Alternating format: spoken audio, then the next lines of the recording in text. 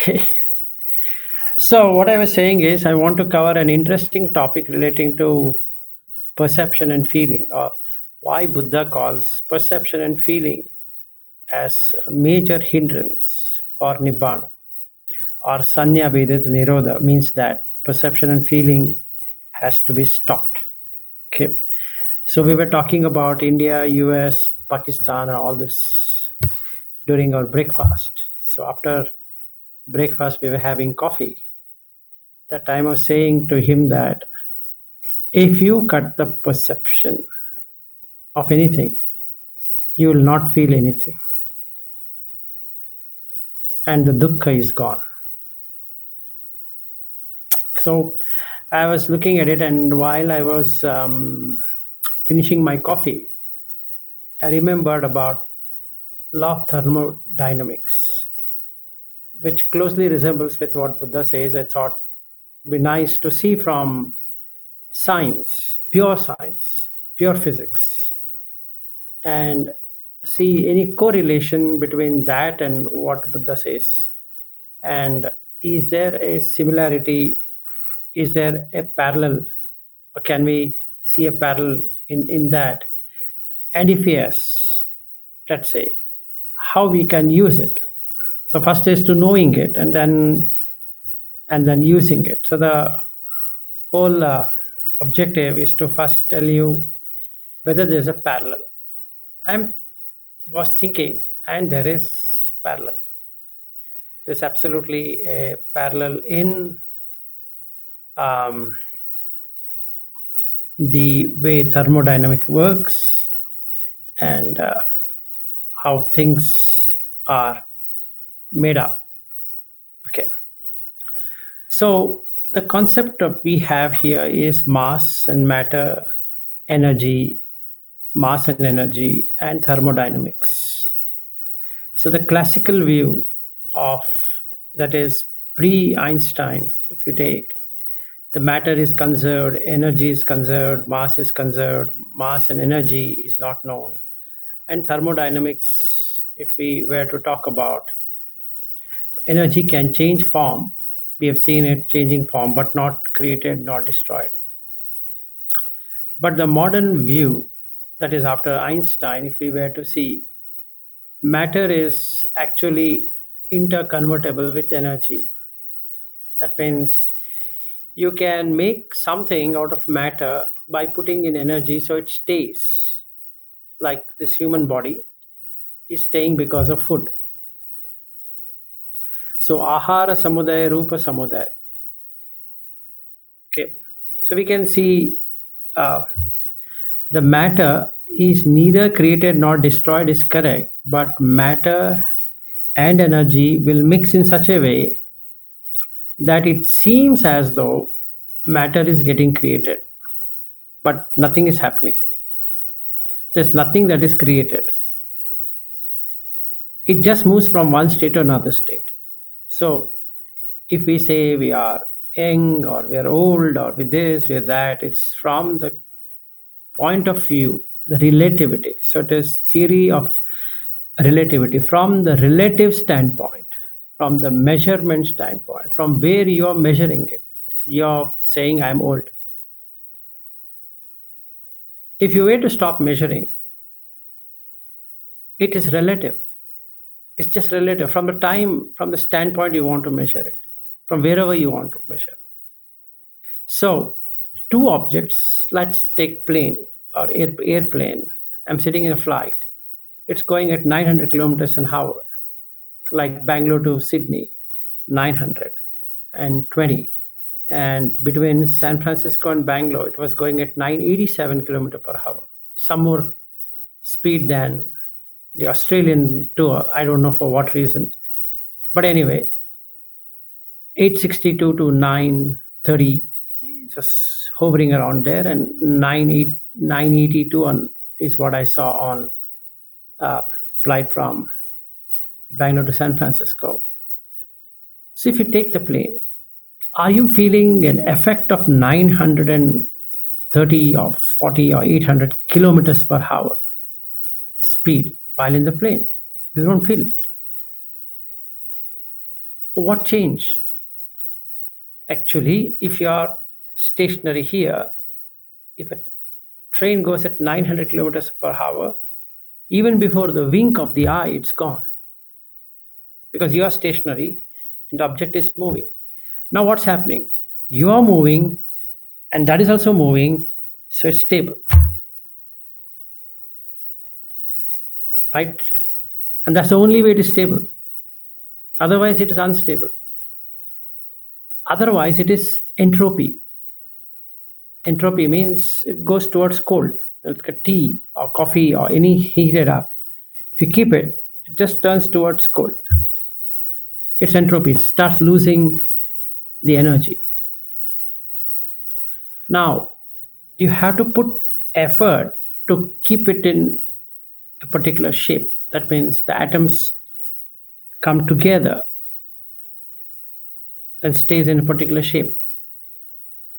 And that's the whole thing what we can see. So when somebody does the Goenka technique or Burmese technique, they can see a state called bhanga, which means dissolution, because it's no longer able to maintain the state.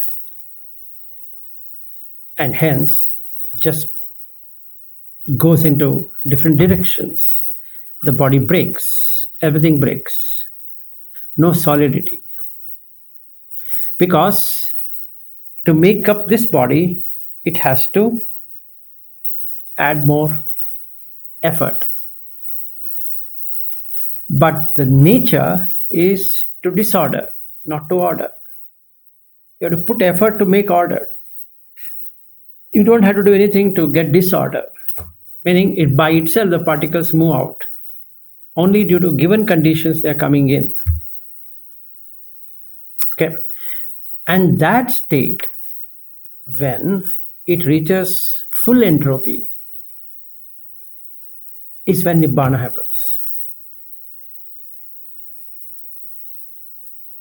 So we need to understand the law of thermodynamics in a better way. So if I were to go law by law, I'm referring, so please, I'm not reading, I'm not saying this out of my mind, I'm referring it so that I don't miss the part, but the explanation will be from what I know, but I'm referring the thermodynamic laws so that I say it properly.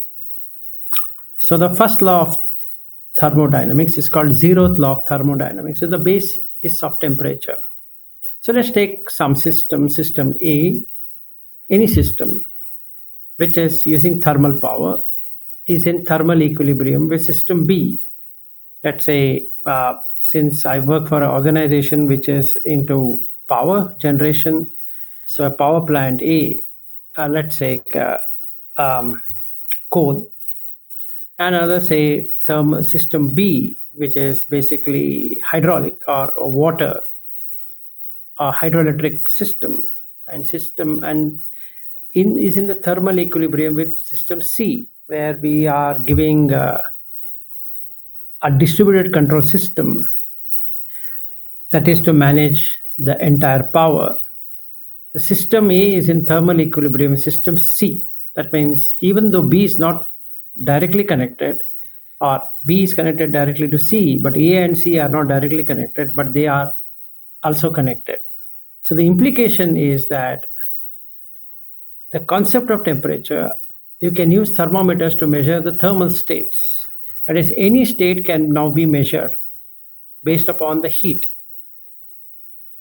Similarly, when there is raga, you can measure by looking at that person's face. He's heating up, not burning.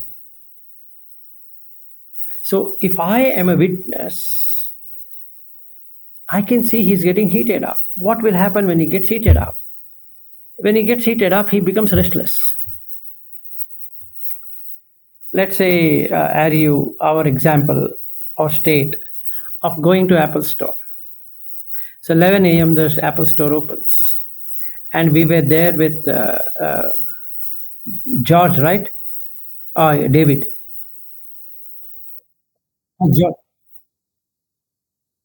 No. I'm just talking about Apple Store.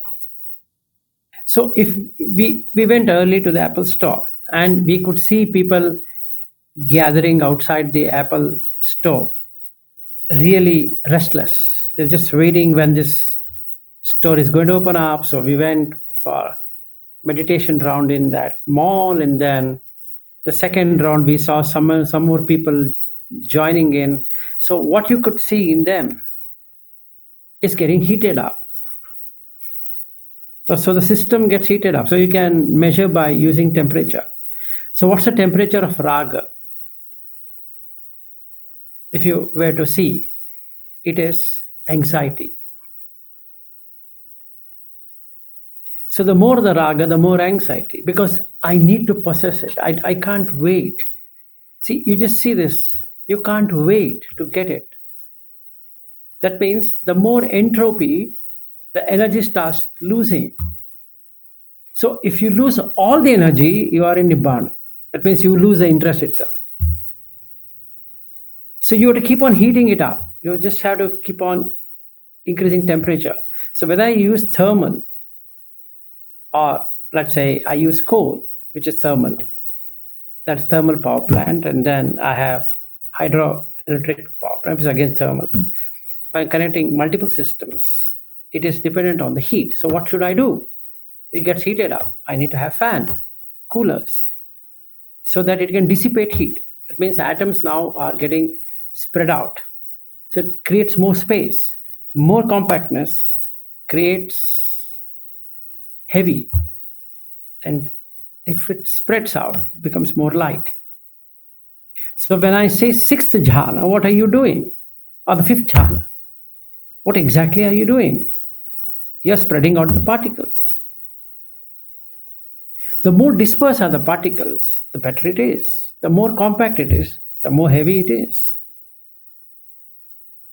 Right? So what you are going to do with heaviness? Well, you need to put energy for the matter to come together. So the Patavi, Apo, Tejo, Vayu, you should do something to bring it together. Okay. Now, what if I understand this mechanism by reading the value? So if a thermometer were to read the same value when placed in contact with two different cups of water, and these two cups are the same temperature, even if they are never directly in touch, because from using the thermometer, I can measure either as a Kelvin or as or a centigrade or whatever it is. I can say this is the amount of heat which has got dissipated from any body. So this body, how much of the heat is dissipated due to external and internal factors. The internal factor is one and external factor is another one. So there's a dissipation of heat, can be loosely coupled as energy. Okay, this is the first law of thermodynamics. Now we come to the second law of thermodynamics. It is conservation of energy. So what it says is that a change in internal energy of a system is equal to the heat added to the system minus the work done by the system. That means at any point in time, energy can be transferred as a heat or work, but it cannot be created or destroyed. So this is the principle of energy conservation in thermodynamic processes. That means in a steam engine, heat from burning coal increases the internal energy of the steam, which then does the work by pushing a piston. Okay, so that was the zeroth law, which is the basis of measurement. Then we came into the conservation of energy. And now we come to the second law of thermodynamics, which is more important here, entropy and irreversibility. That means heat cannot spontaneously flow from a colder body to a hotter body. That means it always flows from hot to cold and not otherwise. So let's say I want to sit in jhana, like what most people do.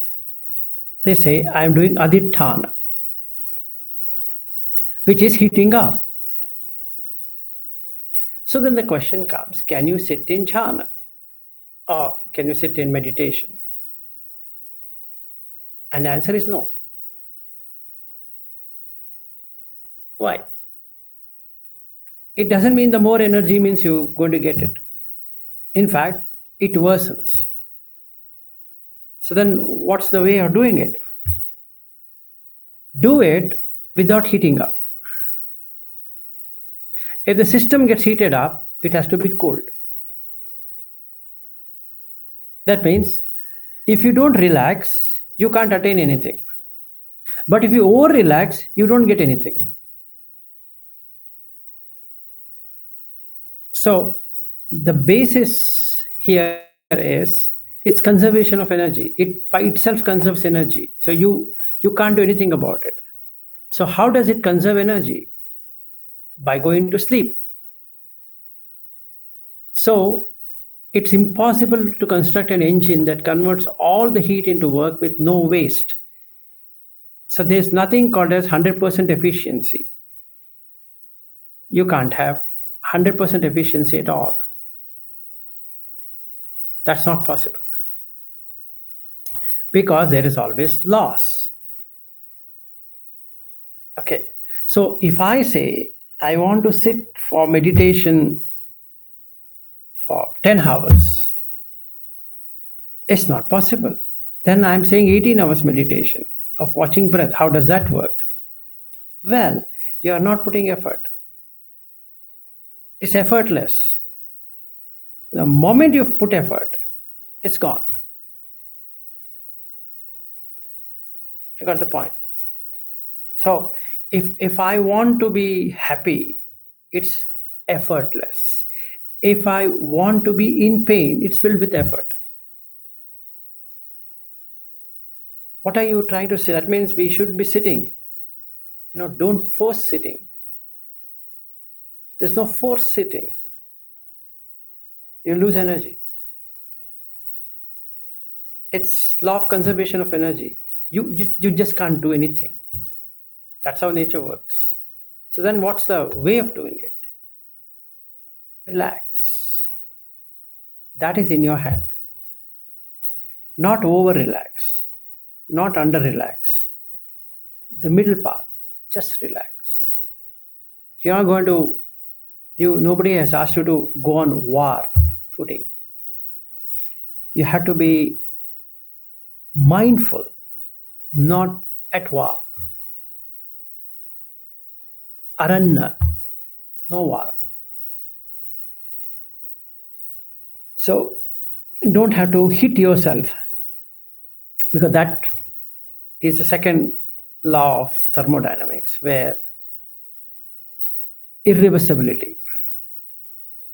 That means entropy is a measure of disorder or the number of configuration that can happen. So the processes are irreversible. Let us say, as an example, ice melting in a warm room. Okay, so why it is going cold in a warm room? When say room temperature, what does that mean? 25 degrees centigrade. And ice is in minus. So when you bring anything to a hot medium, the nature is to absorb it. So what happens? It turns water. Now, there's a change of state of matter from ice to water. Is ice water? No. Is water made out of ice? No. Is ice condensed water? Yes.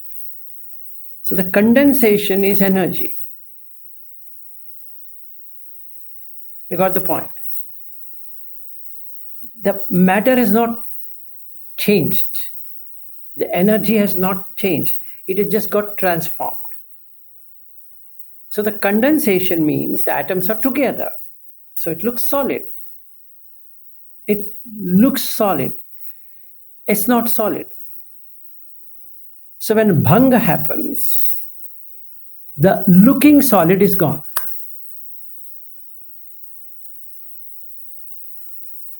It's by nature, it's like that. It's nothing to do with Burmese tradition. It's by nature. Its nature is that.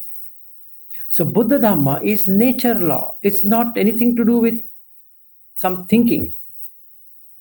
It just adheres to second law of thermodynamics, nothing else. And it works irrespective of who believes or disbelieves it. So basically, the solidity what we are seeing here is because of the condensation. How does this getting condensed? Well, you're taking food. So you're heating it up. You're bringing into a nice temperature, which Buddha calls it as usma, which is prana. And because of that, the condensation is happening. Till when? Till the ayu is there, lifespan.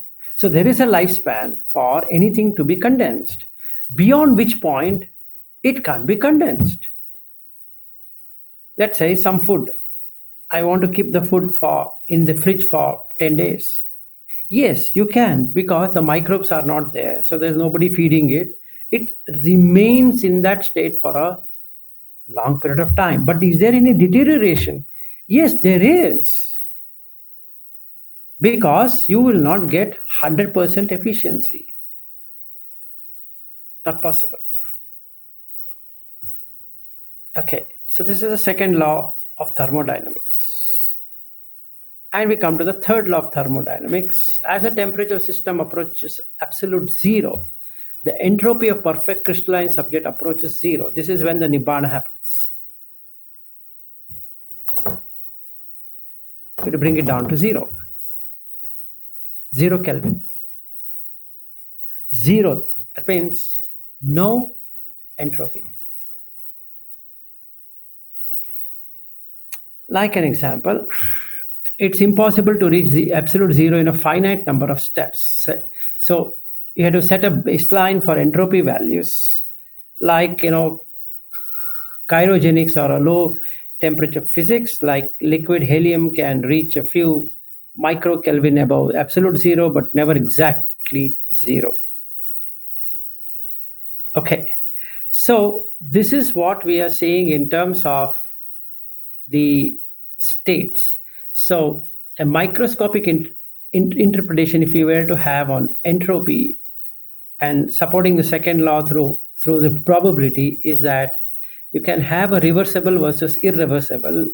Is a reversible, if you want to have, is an idealized processes with no net entropy change, whereas irreversible is which increases entropy. The normal state is that which increases entropy. That means it goes towards cold.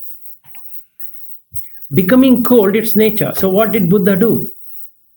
He made it cold. You're putting heat to make something happen. So if you want to go out of production, what you should do? Make it cold. The bhava is not there. So there's no jati, birth. So you can cut it off. Now, how do you cut it off? Change the perception. That's where heating is happening.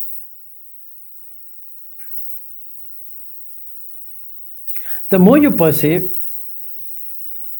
the more heating up. What do you stop perceiving? Well, energy will escape. Meaning it comes to zero entropy. So zeroth law, first law, second law, third law. It's okay, 0, 1, 2, 3. 4 laws of thermodynamics. Okay, so shall I now compare with Buddha Dhamma? You'll be shocked. Ready? But did you understand thermodynamics? I'm not asking Shaniel, maybe he has studied. But for the others who have not even heard what is thermodynamics. Anyone here want to know about thermodynamics or just accepting because I'm saying so? Okay, no questions means everybody knows thermodynamics then. Good. So all have studied physics in their schools and they exactly know what is thermodynamics. And you also know the equation of Einstein, E is equal to mc square. That's a, and you, I guess you also know the theory of relativity, because that's what he got the Nobel Prize for. Okay, just to give you some information, because good, what is relativity is your life is relative, or everybody's life is relative.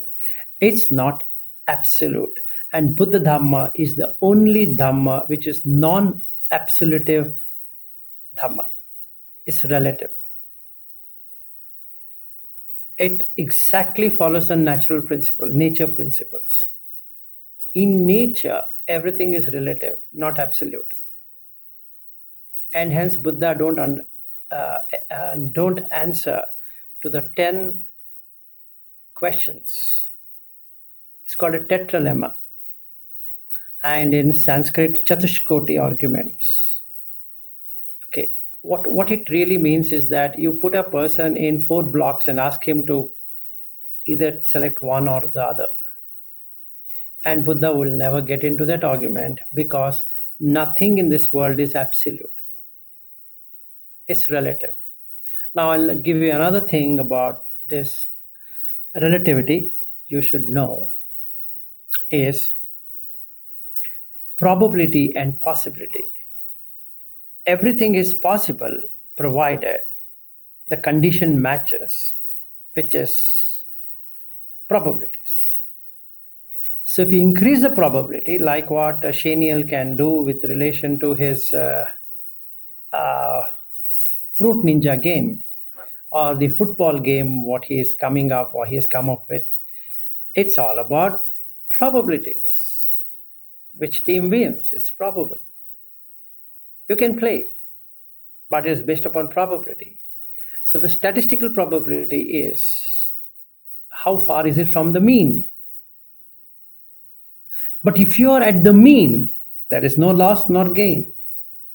But if you're far from the mean, you are lost. If you're near to the mean, you are won the battle, won the match. The more near to the mean, the more probability. The farther from the mean, say 6 sigma, as opposed to 1 sigma. So your nearest, meaning your guess at 1 sigma versus 6 sigma, if you take, the 6 sigma takes 99.999997. That means you're so near to the reality. Whereas if I take 1 sigma, it is 68%. That means I'm letting go of so much in that binomial theorem. So if I see what's happening with my life also, it's about probabilistic approach, which is relative. Yes, it's possible. Can you get arhat in this life, as an example? It's possible. 100% possible. But why are you not an arhat? Because the conditions don't match. So it's based upon statistical binomial, which is probabilistic. So the relativity is from where you measure. If you measure today, and then I can say I'm not a arhat. Why? The key aspect relating to arhat is not there. It doesn't mean that there's no potential. There is potential, but I need to make it through probability.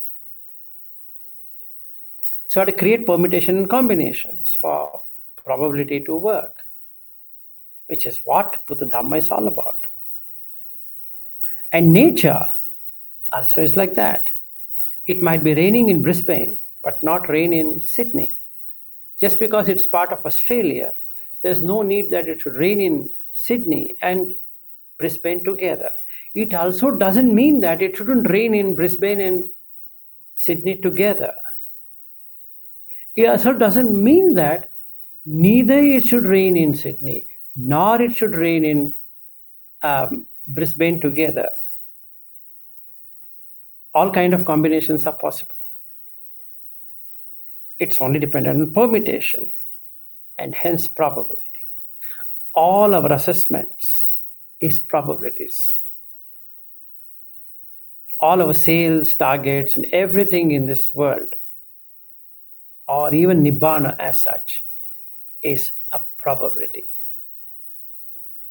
It's relative.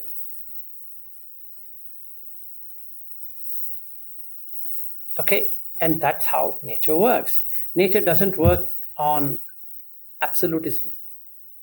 So there's nothing called absolute in anything. It's nearest, not absolute. And it turns absolute means it's Nibbana. There's nothing else. So there's no conditions. And hence it is called asankata, unconditioned.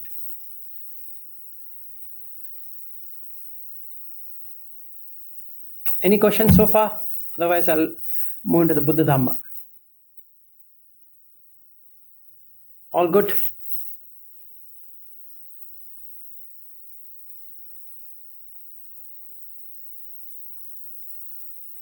One second, my boss is chatting with me.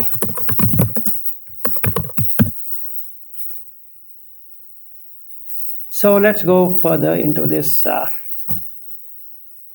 Buddha Dhamma.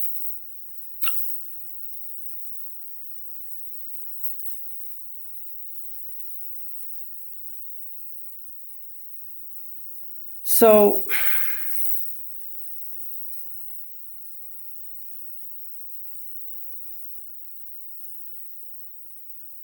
one second, I'm still looking at what is he typing. Just give me a second. Okay. Let's put this. So we have a thermodynamic concept called entropy. So it measures the disorders and uncertainty or unavailability of energy that can be used to do useful work. And it always increased in a closed system, which is second law of thermodynamics. And enthalpy is the total heat content of a system. So changes in enthalpy refers to release of energy added or released during transformation. So transforming from A to B. So in thermodynamic, which is entropy, the disorderliness. Saṁsāra is disordered. You cannot order a disordered without adding energy. So you have to add enthalpy to the samsara. Let's say relationship. I and you would like to have a relationship. From 2019, we are having relationships. Not the LGBTQ kind of relationship, but a normal relationship, friendly relationship or Dhamma relationship. Now, to maintain the relationship, there is an energy that needs to be added. Otherwise, not possible. So what's that energy? The energy is common interest. So as long as I and you are having common interest, which is Buddha Dhamma, the relationship stays. So you need to add energy to make things possible. Otherwise, the state will become disordered. So saṁsāra is about adding heat. And nissarana is removing that heat. So entropy becomes zero. And becomes zero, it becomes cold. That's it. Done. It's gone. So to maintain the relationship, this system A, which is called as Vilas, this system B called Ariu, they keep on interacting and increasing their molecular or atomic interaction. So the energy keeps on moving like this in a spiral. Okay, so if we take atomic or photon as per se, see if I take double slit experiment, and that means go into two slit, it can take it to one slit. So it's going as waves. So when we take a particular subject like Dhamma, it becomes particles. Just particles, just taking one slit at a time, irrespective it has two slits. So instead of creating an interference pattern, it has no interference pattern because we are restricting ourselves to a particular subject. So the energy or light particles, photons, will just keep on hitting one after the other. So there's no waves. So the net energy conserved minus net energy lost is same. So there's nothing lost, nothing gained. So as long as we are in Dhamma, there is no loss of energy. Any question on this important finding this morning? As long as we are in Dhamma, because there is no politics, there is no fun, there is nothing we are discussing, it's just pure Dhamma. So then what happens? You shouldn't be losing any energy. So the amount of energy dissipated is equivalent to amount of energy generated. So it cancels out. Can this be done in any other way? Yes, but there's little loss of energy. Yes, Shania. So does that translate into, I guess, you're requiring less sleep and just having more energy generally for your day? Yes, it starts to reduce. Yes, I would say it like this. It will cut two things. It will not only cut sleep, it will also cut hunger. Yep. Both are cut. That's a very strange thing, but it's true. Yeah, I certainly have experienced that. Reduction in both. Yeah. It'll if you're cutting sleep, you're cutting food also. If you're eating more, you're sleeping more. So both will happen together because the energy dissipated is more than the energy conserved. So you would tend to add more things to get back to from where it started. The heat is dissipated more. So the law of conservation of energy is that it will go into more of conservation. That means it will give you less productivity. As much as the heat is transformed, so much of conservation happens. So you can't get 100% efficiency in any system. So any automotive or any machines, including our CPUs and all that, gets heated up, it tends to slow down. Mobile tends to slow down because it starts conserving. So adding more heat is not going to increase the efficiency. On the contrary, adding more heat is going to give you less energy, less work results. So when we say I'm fatigued, it means that I've used up all my energy reserve. Now I don't know what else to be done. So I say, Shaniel, give me a break. I'm not getting any ideas any longer, please. Then you say, hey, deadline is tomorrow. Forget all that. Please let me go. Hey, you just now had food. It doesn't matter, because the more energy I put, the worse it gets. So then what I should do to have high efficiency machines? Make it cool. So how do you make it cool? Enter into jhana. And that's it. It just switches. So you conserved energy. And hence, when I landed in San Francisco, Ariu and Chirag couldn't see me had I ever traveled, because there's no energy lost. So where does it show up? On the body, obviously. Where else? There's no heat. And same thing with Bangalore to Brisbane. When Marin and Janak and Zeel came to pick up, and then I met Bobby at his home, there was no tiredness, because I never slept, nor I was awake, nor I overate, nor there was any need. So I'm fresh. You're right, it cuts both sleep and hunger, not only sleep. So while I'm there, we can play all of these games, and you can see that you can get back to the original state in few minutes time. It means you can reverse the whole thing off. Let's say you work for 10 hours and you want to work for next 10 hours. It just takes you around 6 minutes or 10 minutes, and then you can flip back. Yeah, I've also noticed, like, if I do go into jhana for a short period of time, like not very long, it does fully recharge you.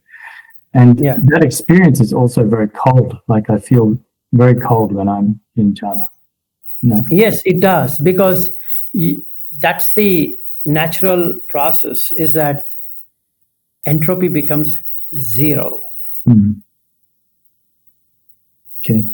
Yeah. So enthalpy is not there. Now you're adding enthalpy, means you're putting effort, you're putting a lot of effort. I will put more effort. And that's not going to work. Mm. And that's what I was telling Bobby while I was at his home. Don't put too much effort. It doesn't work. And same with Ariu. The more effort he's putting, the more sleep he's getting. It's a, we can call it as a fuzzy logic. I don't understand this logic.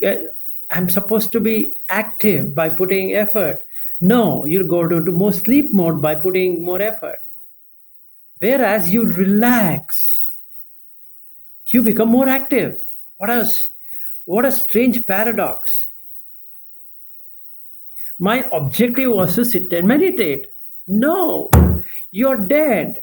The moment you say, I want to sit and meditate, and that's it. You put energy there, and that's it. You burnt it out. You will not be able to, because atoms are disordered. So now you can't make something disordered ordered. It's not possible. So what's the alternative? Don't say anything. Don't say I'm entering into jhana. Don't say I'm not entering into jhana. Just be. Don't have to say in the sense, okay, I'll not tell to Ariu or to Shaniel. No, that's not. Don't say to yourself. Just be. Yes, Ariu, go ahead. Yeah, because Shaniel mentioned the food and sleep, I was thinking the Charna Dhamma, right? The conduct, you start from sila, because that cuts off the most heat. Then you guard the sense door, so that cuts even more heat. Then the food can be cut. Then the sleep can be cut. Then eventually all this, you enter into jhana. So it complete process of cooling down if you follow the Charana Dhamma. Yes, correct, very correct. So now the entropy, the disorder, chaos, or in Bobby's word, chaos, is what's samsara? What does samsara consist of? Samsara consists of adding more heat, which is dukkha. So it always goes on anicca and anatta, because you can't do anything. That's the law of nature. You can't change the nature law to suit your requirement. No. So the disorder pair cannot become an ordered pair just because you want it to be ordered. It's always disordered. What is a disordered pair? Pair is two systems working simultaneously. Cannot reach an optimal level just because two systems are at work. That means if one system were to generate 100 kilowatts, another system, if you add, should generate 100 kilowatts. Guess what? They both will generate 100 kilowatts. Sounds weird. I added two systems, so it should have become 200. Crazy guy. Just by adding 9 pregnant women will not give you 9 babies in 1 month. They will all take 9 months to give 9 babies. So it's a foolish game. Adding more people will actually worsen the condition on projects. Okay, it's if I say adding more resources gives me more productivity, actually it's the other way around. It doesn't work. You see India, why it is chaotic? Because you have added more people, more heat. And that's the basic problem. Everybody will do their own thing. So the energy dissipated is more. Energy conserved is less. So the productivity is less. Simple arithmetic. So it's always going to be dukkha. Because you want to maintain the state. And maintaining any state is dukkha. It's not possible. Like I was hearing to Shaniel's one of that YouTube video where he says that Fruit Ninja, he thinks or he wishes that it comes for 40, 50 years. I do hope so. It's like maintaining the state. And the state cannot be maintained. At present, he's able to maintain the state. It's been there for the last 20 years is what he says. And let me also wish that his wish come true. That's good. But can he maintain the state? Or can the market maintain that state in perfect equilibrium? And the answer is no. Because he is given now it is a free app as opposed to a paid app. So next time he has to do something else. And we don't know what's that something else. And based upon the market, he has to change the rules. If he changes, the product will maintain the particular state. Why? He relaxed it. If he had put it as a paid only, he wouldn't have a market edge. So what did he do? Made it a free app. That means, didn't he relax? Yes. Now why don't you do the same on jhana? Why are you holding on to it? It doesn't work. You want nibbana. You by saying I want nibbana, you will not get nibbana. No, out of question. That's what Mula Pariyaya Sutta is all about. You just can't wish and make the dukkha go away. No. So just because sitting 10 hours doesn't mean that the person has reached a higher level versus a person who sits only for 10 minutes. That's no good. It's just heating up the seat, nothing else. So what's the point? Follow the Buddha. What does he say? 4 postures. Why don't you do that? Which fellow told you to only do sitting posture? And why closed eyes? where it is written you have to do closed eyes. When you say meditation, why do you close your eyes? Makes no sense. That doesn't mean that you shouldn't close your eyes, but it's not always closed eyes. You're trying to maintain a particular state. It cannot happen. It leads to disorder. Because disorder is a natural state. Okay, so the natural state or the natural tendencies towards higher entropy, that means this tendency is towards dukkha if driven by craving. What is that I'm craving? I'm seeing people sitting for 8 hours. I want to sit for 8 hours. Excellent. Excellent, my dear friend. This is never going to happen. Never. But how he can do it? Wow, you added one more dimension to it. Comparison. Excellent. You'll burn yourself up. I will do it. Competition. Beautiful. Do it. It's not possible. You can't go beyond the nature law. Sorry. You have to work within the nature law, which applies to all, including atoms. So you can't do it. There's no way you can do it. You can't heat up the system and say it should give me higher productivity. It's not possible. Any computer, if you've seen, will not. And as you had an experience with our MacBook Air issue, right? It didn't work. So I was telling Ashwin yesterday that we bought MacBook Air, or rather, Aryu donated MacBook Air, and then we couldn't do the video recording. Why? Started heated up. Heating up to what degrees? 104 degrees centigrade. It's huge. So what happens? The component starts to break. So what happens? It slows down. So the 8 GB RAM got heated up. So what does the activity monitor show? It's heated up. It's red. Then came MacBook Pro. 2 fans. Works beautiful. Why? It's cooling down. So then in meditation, what you should do?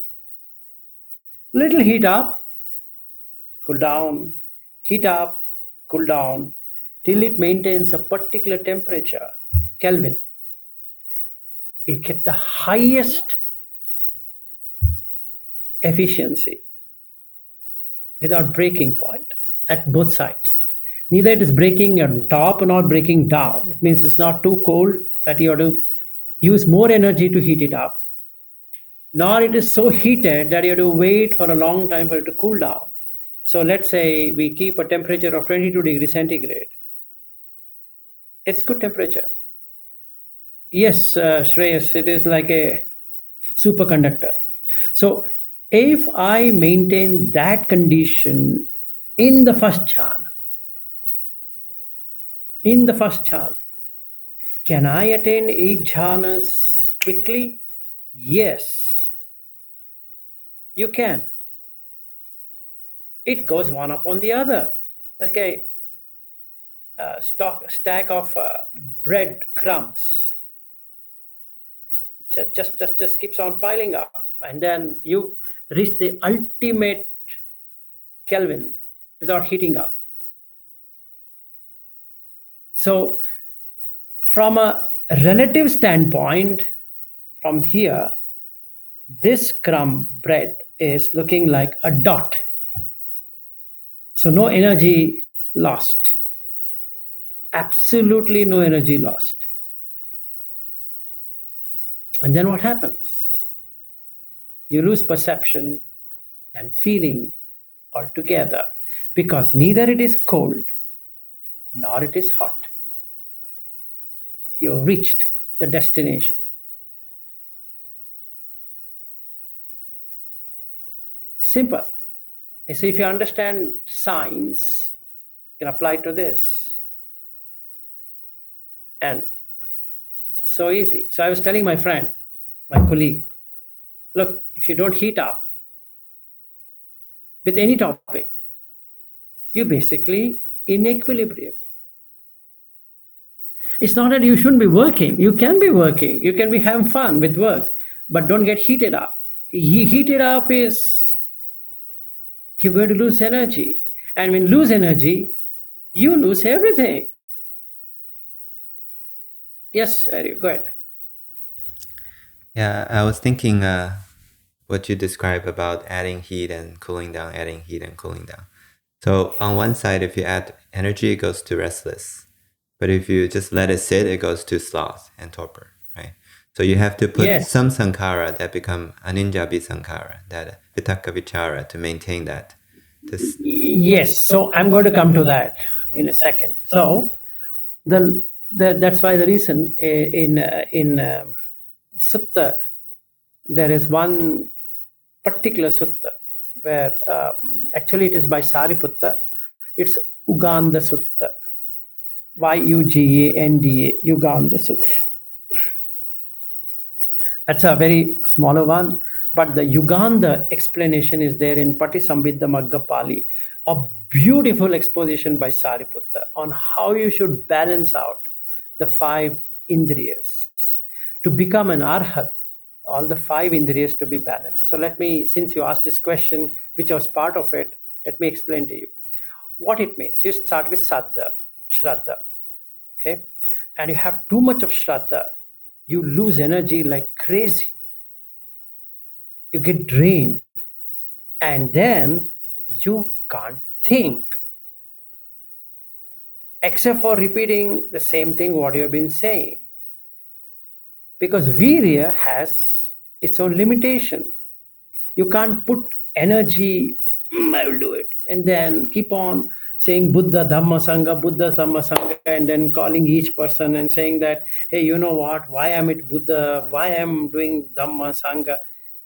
Gone crazy, man. It doesn't mean that you shouldn't have Shraddha. Absolutely yes. But at what cost? At the cost of virya. No. Because sati is the driver. You drive too hastily, your Shraddha will get killed. Yes, Ashwin. So it just get killed. Why? Because you don't have sati. You're just blindly following, believing whatever you're believing. Doesn't matter. So you become a blind follower. And you might fight with people because only virya and shraddha, there's no sati. Now, if you have too much of shraddha, you'll never have paññā, wisdom. It blinds you.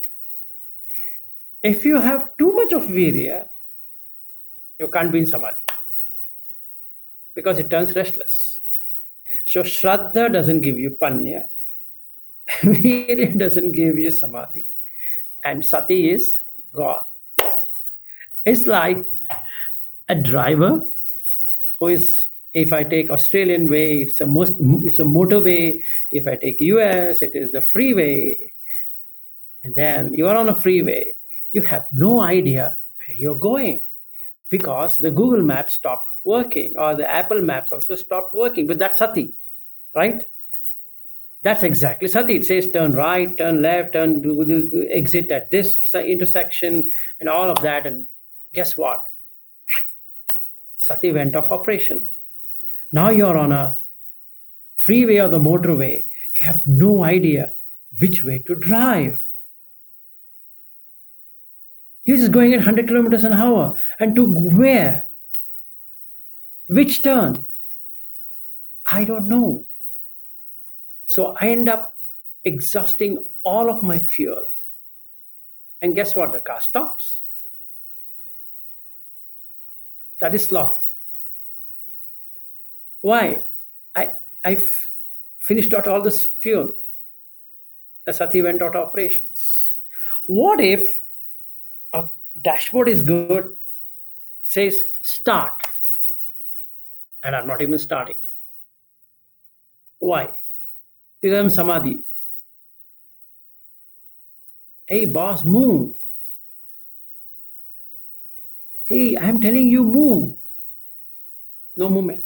Why? Samadhi. Where's the virya? You know what? I didn't put to drive. I have kept it in N, neutral. Put it to drive.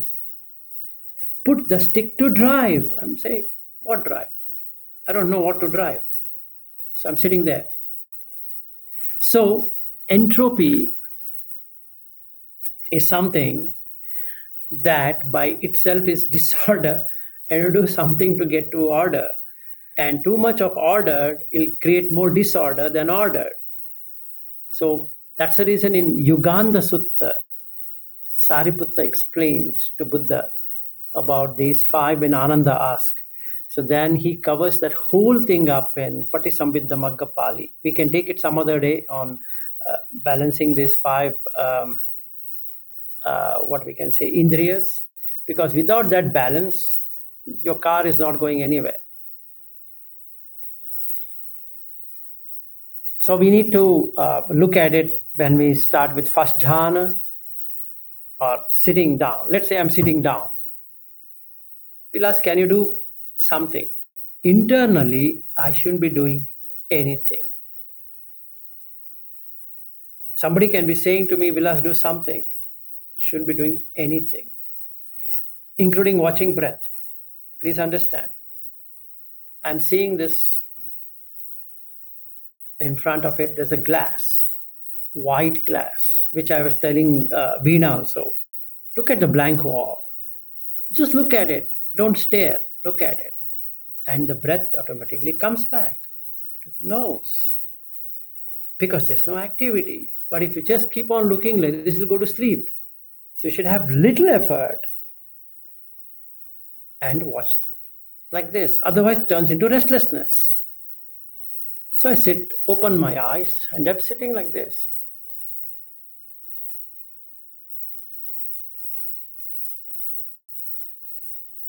Then the breath is here.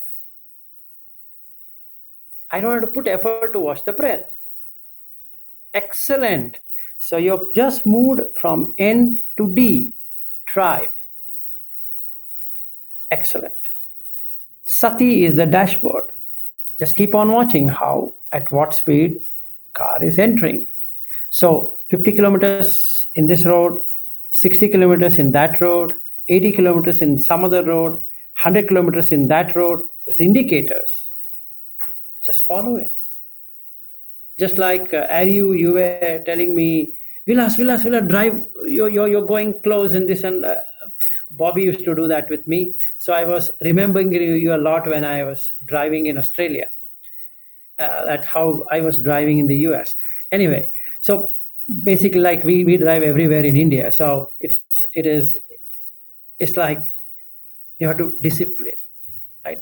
So basically, if I see like there are indicators in Brisbane which shows 100, you just drive at 100 because everybody is driving at 100. That doesn't mean that I should go 100, at least 95, 96, it's fine. Just keep it to that.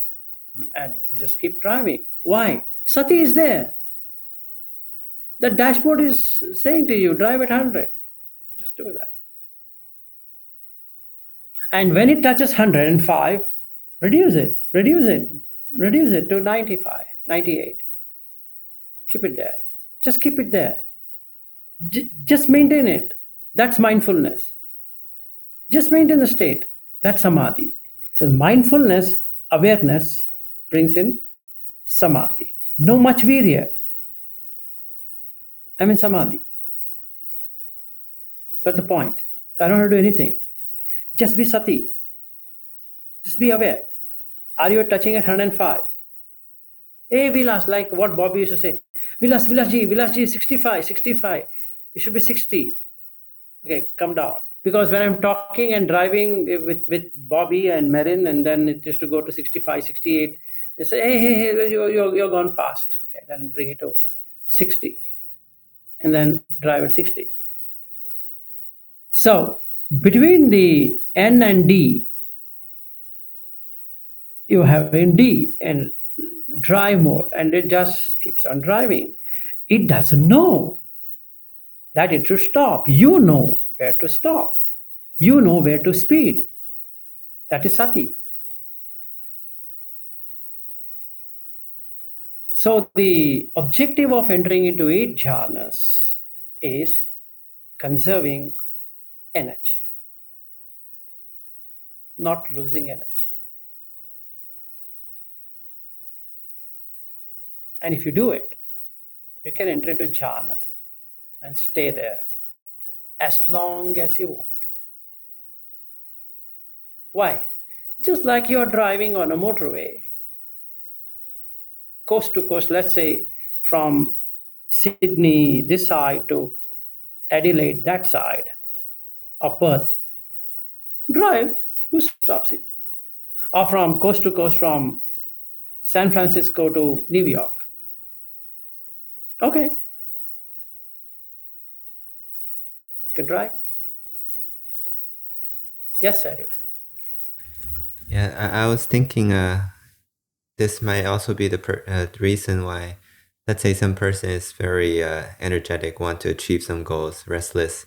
They have to be very rigid because they have to put so much effort into maintaining certain things. But as you go into Dhamma, you start relax, you become more flexible because you're not trying to maintain anything. So you can be in that state in whatever you're doing.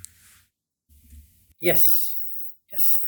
So the thing what you're saying is, it's called as irreversibility. That means if you see nature things is irreversible, that means I cannot get April 3rd again of 2025 again.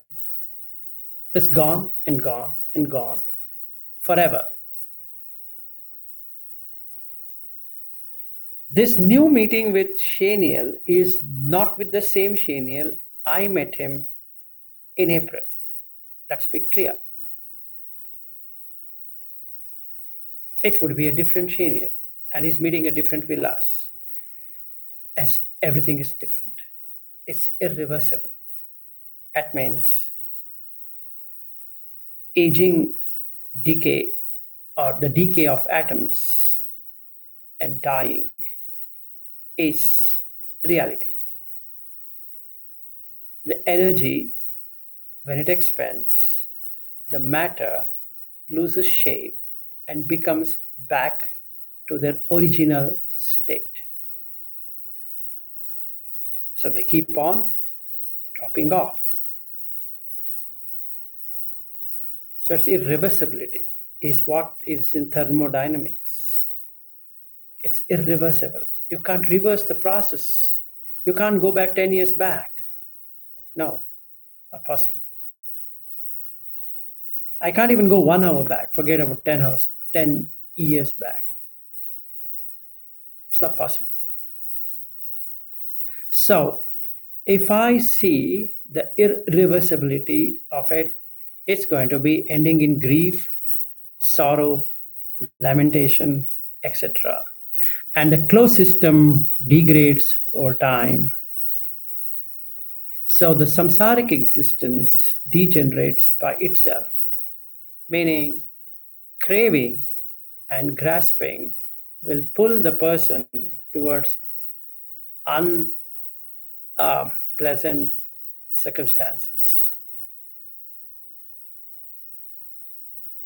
So that's what is going to happen.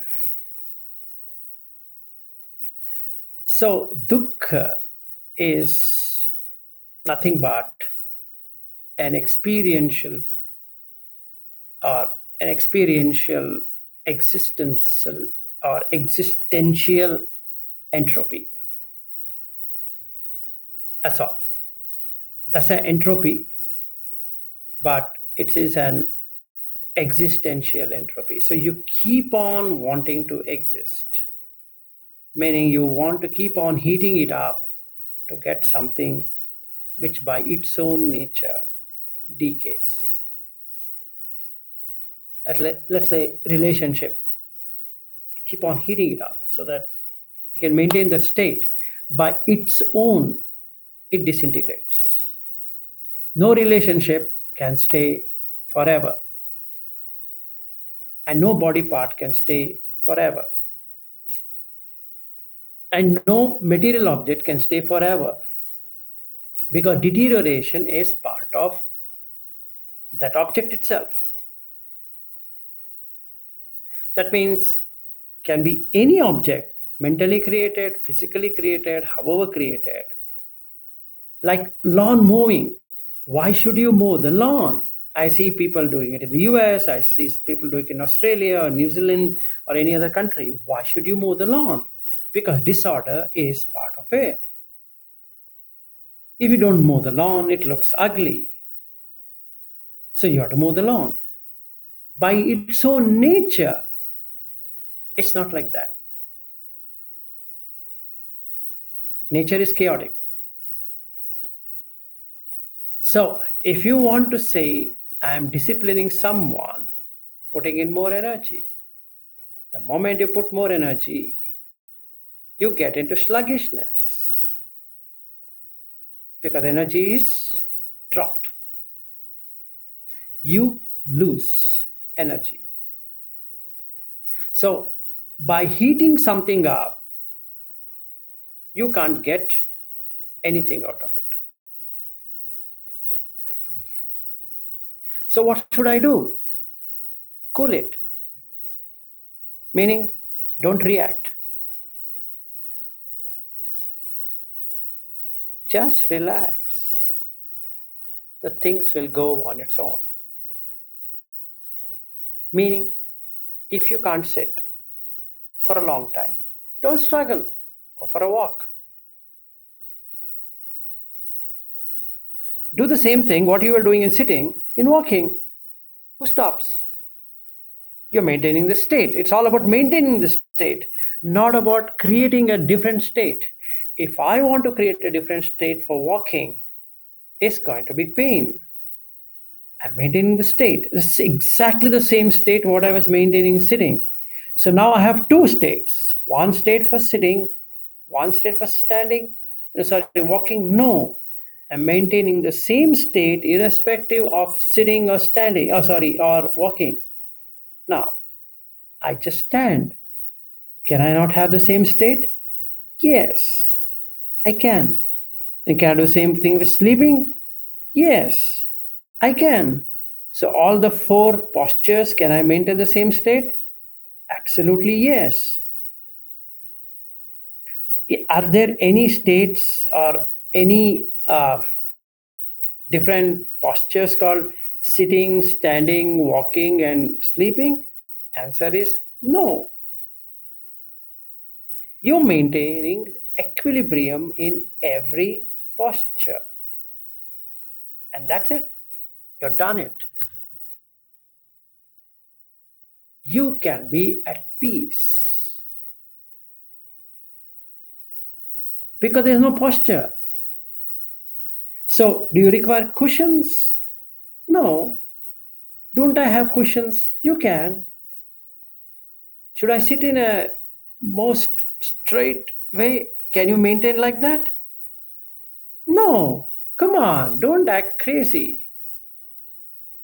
No, they have shown Buddha sitting in a most, that's so idol, my dear friend. It's not Buddha sitting there, it's an idol of the Buddha. Don't mimic the idol. See what is there. The Vayu, air element, cannot maintain that state forever because air gets heated up, and when it gets heated up, it makes the body compress. So what happens? The body just goes like this. And every time you have to straighten it. And again, it goes like this. Again, So why don't I now do something different. I'll energize by walking and relax by sitting. Again, energize by walking, relax by sitting. Can I do that? Yes. Now, two postures. But can I just stand? Absolutely. Relax and stand. A third posture. Now, can I do that by sleeping? Yes, why not? Don't sleep. Don't get into sleep. Just sleep. Just relax. To the level, the body becomes stable. And you get up, start working. Isn't that beauty of what Buddha says in the Satipatthana Sutta? Just do that. Why should you kill yourself? Because the more you heat up, the worse it gets. So high enthalpy is making like system rich in latent energy, ready to change to different phase, like someone full of cravings, and then who keeps changing identities or states of existence. So when craving ceases, the enthalpy drops. And the moment the enthalpy drops, that means heating up drops, what happens? You will find inner peace. It was always there. It never went anywhere. So just cooled. And Buddha uses a beautiful word, sati bhuto. Cool down. Sati bhuto. For what? Upasama. He gives an simile. Sati bhuto. You can search it out. Sati bhuto. Cool down. Bhuta is body. Cool body. Just like what Shaniel was explaining. It's cold. What does it do? Energizes from everywhere. The system just went on sleep for some time. That's Nirodha Samapatti. For that matter, if you see the computer, sleep mode is that. And what is Nibbana? Shut down.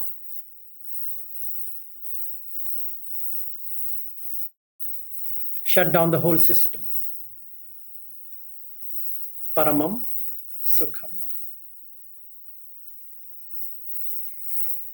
So I just wanted to make this analogy of both science and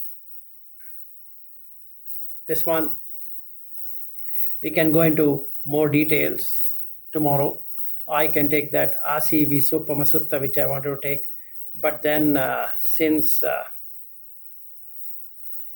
my friend met me, or my colleague met me, I thought, let me take this. So in the thermodynamic, ideal state is absolute zero, 0 Kelvin, no motion, perfect stillness. That's what is Nibbana. Cessation from all becoming and mental formation, which is Sankhara. Sabba Sankhara Samato. Sabbhupadi Patinisaggo. Tanhakhayo Virago Nirodho Nibbana. So zero entropy is no disorder, which is no craving, no stress for anything. And in thermodynamic field, no heat flow, no reaction, which is no rebirth, no suffering, and hence perfect equanimity.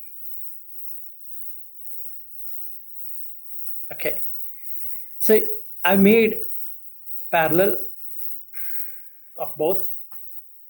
I had taken once about this law of thermodynamics long time ago. Then I remembered while explaining to him, I thought, let me put all of this together in one piece and see why we can't attain jhana. Is because he's heating up. And this is for Bobby as well. The more you heat up, the worse it gets. You can't get it. If heating up would make things better, then we are going against nature. And Buddha Dhamma is exact law of nature.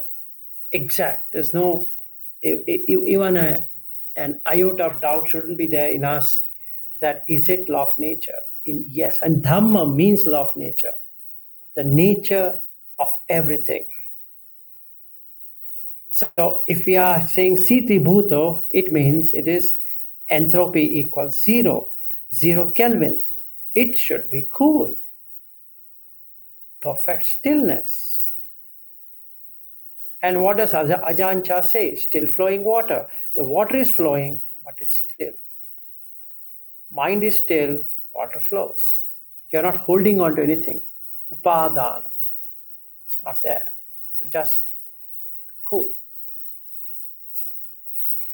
It's not about where I'm going to go. In fact, I should not go anywhere. And that's Nibbana. It's not about doing something. It's not doing is Nibbana. That's what he says in that Rata Vinita Sutta, the last one. Anupāda Parinibbāna. No Utpada, no generating anything. Anupāda Parinibbāna. Meaning, just stop. Not the system is not running. Not the system is dead. Nothing like that. The system, the most ideal state. The most ideal state is 0 Kelvin. Just maintain that. That's it. You're done. So that's the perfect coolness. Okay, so I need to enter into the meeting, so we are done. Hope this was more interesting than usual sutta way. Okay, so any final thoughts on this thermodynamics? Or do you like something like this? I can bring many from science and bring a parallel onto Dhamma, and you can see how each jhana also works in the same way. Yeah, that would be interesting. Also, Velocity, can I talk to you for 1 minute before? Yes, why not? Yeah. After this? After this, you mean to say? Okay, so I think we are done. So I and Shaniel can stay and the remaining can drop off.